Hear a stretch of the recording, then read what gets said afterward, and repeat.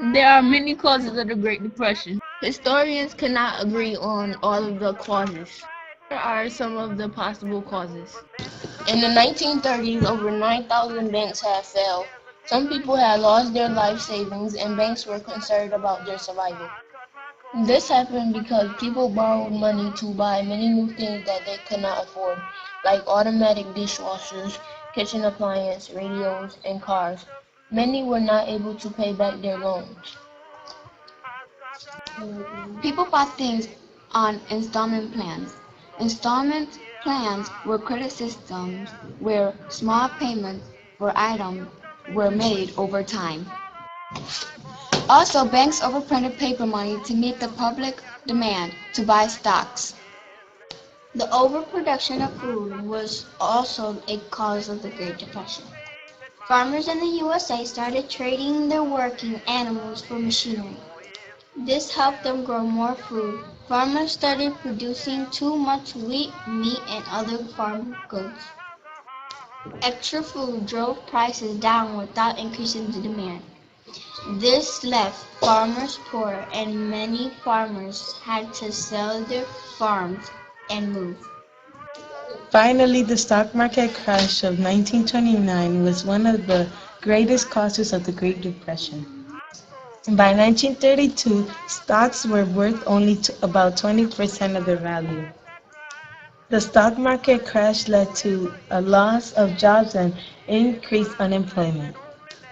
While not a direct cause of the Great Depression, the drought that occurred in the Mississippi Valley in 1930 was so bad many people could not pay their taxes or other debts and had to sell their farms. This area was called the Dust Bowl. During the Great Depression, it was hard getting into schools. Each day, more and more youth were seeking education. Since some kids could not get into a school, they would work to support their family. But most of the time, parents would not let their children work. Most of the time, it was 16 and 17-year-old children who dropped out of school to go work. But sometimes younger ones had to drop out and go to work. Many students did not have the right clothing, supplies, and textbooks because parents could not afford the cost.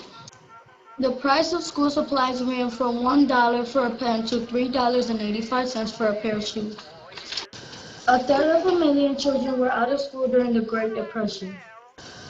School lunches became a matter of national security because the kids were not growing up to be good, strong soldiers.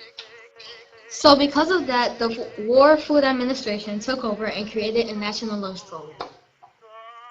The farmers were also producing too much food, so they started giving it to the schools to provide lunch for the kids. The Great Depression changed home life for many children. Many families had to move to find work. Hoovervilles were shanty towns where people that didn't have a job and could not afford a home would stay. Some Hoovervilles were crowded. They had 15,000 people in them. Families would build a small shack out of scrap wood, cardboard, and sheet metal. Even though people lived in shacks, they had pride and made their shacks nice looking. Hoovervilles were named after Herbert Hoover. It was an insult to name the shacks Hoovervilles because people thought Herbert Hoover was a bad president. Many people during the Great Depression got food from soup kitchens. Hoovervilles were built near rivers for convenience for a water source. About 250,000 teenagers rode the rails during the Great Depression. Some left their home to find a better life or to seek adventure. I rode the rails for adventure and hope of finding work in a movie studio at Hollywood. One night, crossing Kansas to Denver, we were joined by another fellow. We struck up an animated conversation about our past life, family, and other things of mutual interest. Byron Bristol, age 19, 1932. In a small number of cases, some parents decided to sell their children during the Great Depression. Some parents had too many children they couldn't take care of. If the parents did not sell them, They will have to watch their child starve. The children during the Great Depression were very poor and they went through tough times. They had no money, very little food, and mostly no education. The kids would send letters to Miss Roosevelt and tell her that they needed clothes for school and money for their education and families. In the letters, they would also write to Miss Roosevelt and ask her not to publish the letters or they would get a terrible beating. Dear Mrs. Roosevelt, I go with my girlfriends to school sometimes, but they don't appreciate me because I'm poor and haven't got clothes like they do. I wished and wished for clothes. I hope that someday I will enter a contest and win some money. I hate everything now, but honest, it's very funny to live. I love my mother dearly. My dad works 3 days a week. He gets $40 a month. But he has a lot of old bills to pay from before when he did not work. I wish I had work. I would help my dad, although he is mean to me. As old as I am, I still get beaten. Well, you would say why? Because sometimes he gets drunk and starts to beat us for silly things.